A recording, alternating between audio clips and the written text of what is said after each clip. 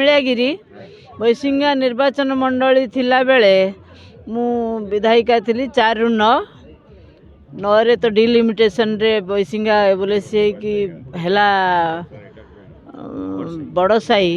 मु आउ एसी हो गला जेहेतु मु लड़ी पारु ना ये अंचल मोर पाख होची निर्वाचन मंडली रो जी एरिया थिला एटा तो जे हमर बालेश्वर जिल्ला रे थिला सेति पई माने प्राय समस्ते मते सहयोग करथिले साहाय्य करथिले पाख गाँ लागिकी सब जेते सब आम एरिया थिला मते भगवान बाबू बहुत साहाय्य करथिले भगवान बाबू को पई मु गोटे माने बहुत बहुत होची तांकर ये कामना करुची जे से तांकर अमर आत्मा सद्गति हो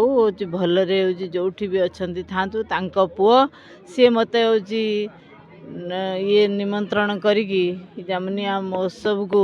मते होची बहुत बहुत भल लागिला होची मु बहुत भल होची स्नेह श्रद्धा एमानकर भूली पारबे अंचलवासी भाई मु कम से कम होची एमपी बहुत गुड़े होची ये अच्छी मु हृदबुद कली एमपी आमर प्रताप नना अच्छी आमर एंकर एका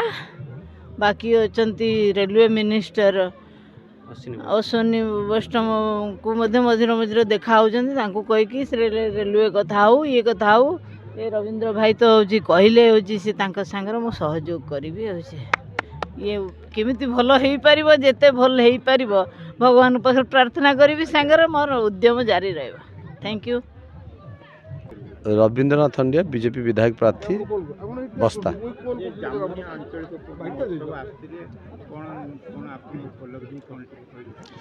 उपलब्धि तो बहुत बहुत भल उपलब्धि रहिला मंच शेष गोटे कथा आसिला जे शेष 2 मिनिट मनीष जीवन शेष 2 मिनिट गोटे महत्वपूर्ण समय जेटा कि 2 मिनिट रे बहुत किसी करा जाय पारे मंच सरीवा समय आमे पहुँची 2 मिनिट पूर्व देरी होते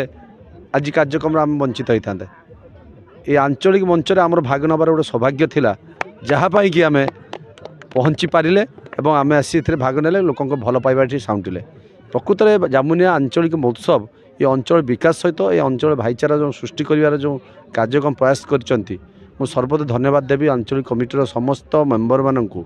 जो मैंने एत परिश्रम करी ये भली शीतुआ राति ये से कार्यक्रम आयोजन कर गोटे उपात अंचल जो अंचलटा गोटे बोर्डर रही ये अंचल को विकास करा ये अंचल को ओडिशा मानचित्र रे प्रथम स्थान रहिबो किपरि ये प्रयास जारी रखिछंती से धन्यवाद देवी एवं एठी गोटे भाईचारा वार्ता नहीं मु गली जे से 2 मिनिट कथा मन रहा मु ये उदाहरण सबुआटे देवी